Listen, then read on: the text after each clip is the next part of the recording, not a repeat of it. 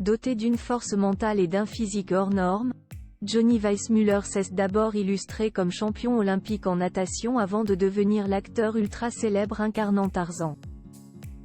Éternel amoureux des femmes, il a perdu son énorme fortune à cause de procès et de dettes et a fini ses jours il y a 40 ans, le 20 janvier 1984, dans un hôpital psychiatrique. La suite après la publicité tout au long de sa vie, Johnny Weissmuller a connu un incroyable destin qui l'a fait briller dans de nombreux domaines. Réussissant tout ce qu'il entreprenait, il a été sacré dans plusieurs métiers, du sport au cinéma. D'abord, lorsqu'il n'était qu'un enfant. Débutant la natation pour raisons médicales afin de soigner une poliomyélite contractée à 9 ans, une maladie qui provoque une paralysie des membres, il est investi dans ce sport jusqu'à enchaîner les longueurs dans le lac Michigan puis dans les bassins de l'Illinois Athletic Club, AIC, comme le rappellent les journalistes du magazine Nous 2. Son envergure exceptionnelle et sa technique en crawl allaient rapidement lui permettre de briller dans les compétitions internationales, indique le magazine qui dévoile le palmarès hors du commun de Johnny Weissmuller. 2 ans seulement après ses débuts sportifs, il devient le premier homme à faire tomber le mur de la minute sur 100 mètres nage libre. De son crawl déjà surpuissant, la tête hors de l'eau comme au water-polo, il obtient le tout premier record d'une longue série, en 58 secondes et 6 dixièmes.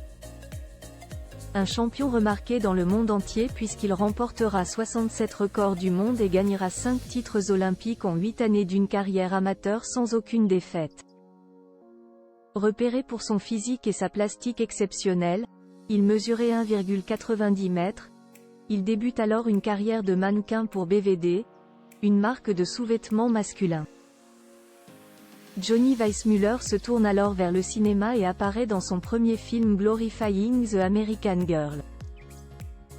Preuve qu'il était prédestiné à incarner Tarzan, il se dévoile dans le film dans le plus simple appareil, vêtu d'une feuille de vigne.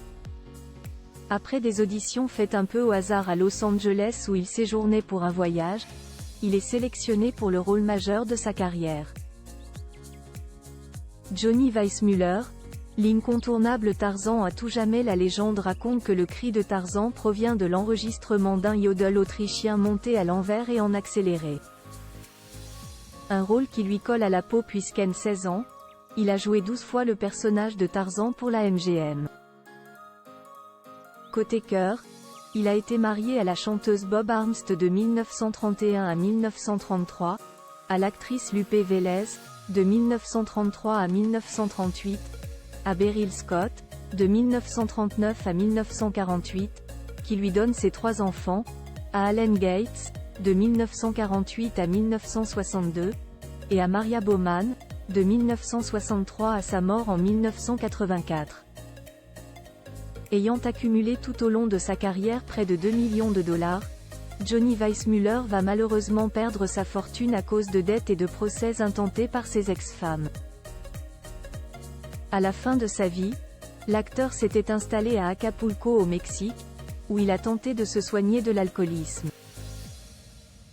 Il est mort dans un hôpital psychiatrique le 20 janvier 1984, à 79 ans. La suite après la publicité.